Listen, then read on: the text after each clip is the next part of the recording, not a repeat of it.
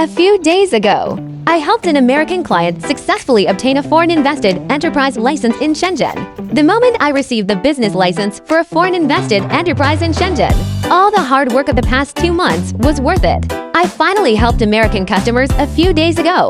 His company, Wolf Link, is one of the largest transportation and logistics companies on the west coast of the United States, headquartered in Los Angeles. WolfLink is a large-scale integrated logistics company encompassing cross-border import and export, e-commerce support services, international warehousing and logistics, and domestic delivery services within the United States.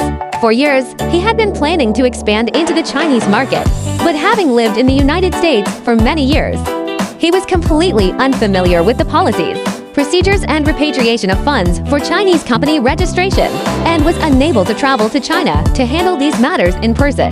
Therefore, he entrusted us with the full authority to help him register a company in Shenzhen, China. We tailored a complete solution for him to register a company in China. We completed the registration of the foreign-invested company in Shenzhen, China, controlled by the U.S. company Wolf Link, in just 2 months, a month faster than expected. This was all thanks to the meticulous preparation of our preliminary documents. 30 days of data preparation. Honestly, for foreign companies or individuals who want to successfully register a company in China, the most crucial thing is not running through the procedures, but the initial preparation of documents, especially for foreign nationals. If the signature is incorrect or the details are not handled well, all previous efforts will be wasted. More importantly, it is time-consuming, because it takes almost half a month for a signed document to be sent from the United States to China. So, preliminary preparation and document preparation are particularly important. The client initially proposed 4 or 5 company names. We discussed the characteristics of the Chinese industry and his company logo with him, offering naming suggestions and avoiding frequently used words like global and international investment. We also considered his existing company in the US and his business layout in China, ultimately selecting a name that was successfully approved. Meanwhile, since he couldn't find a suitable office address in Shenzhen, we assisted him in contacting a compliant business secretary address.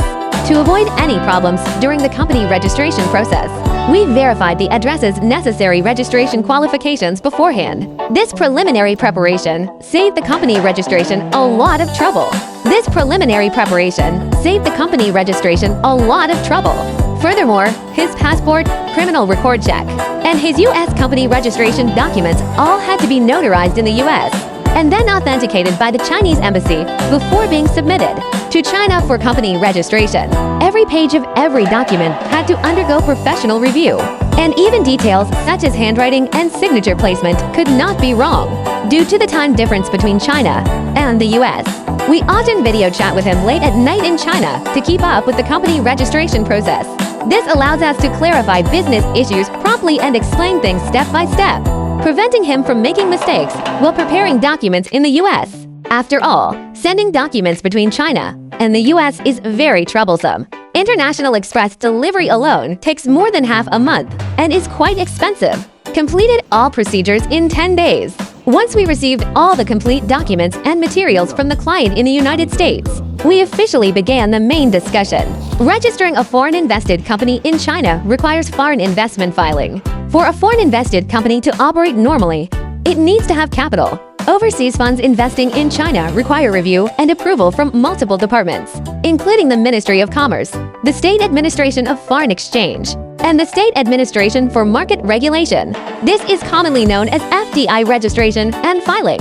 Most domestic company registrations in China can now be done online, but foreign-invested companies must submit original paper documents. Therefore, we always professionally confirm the document format requirements for registering a foreign-invested company in China in advance, and organize notarized documents, proof of address, etc. in order, highlighting the key points. We thoughtfully prepared several extra copies of the signed documents for this American client and mailed them over, just in case there was only one document and an incorrect signature caused all the work to go wrong. We guided our clients through the entire signing process and then sent the documents back to China, along with the notarized documents. All our efforts paid off. Once all the documents were ready, we immediately made an appointment with the government to handle our affairs. We submitted the documents to the business registry for review that same day, and the company was successfully registered that same day. Then more surprisingly, this American client's Chinese company was registered on Thanksgiving Day. The client excitedly expressed how lucky they were to receive the registration certificate on Thanksgiving. Furthermore, at the recently concluded 7th China Cross-Border E-Commerce Logistics Conference 2025, the client company Wolf Link won the Outstanding Service Provider of the Year award, making it a double celebration. But it's not over yet. The next step is to open a company bank account. Foreign companies or individuals still have a long way to go to register or hold controlling stakes in China and obtain bank accounts. If you have friends who want to set up a company in China, open a Chinese bank account, or need to apply for foreign direct investment, FDI registration for cross-border investment in China, I hope this video will be helpful to you.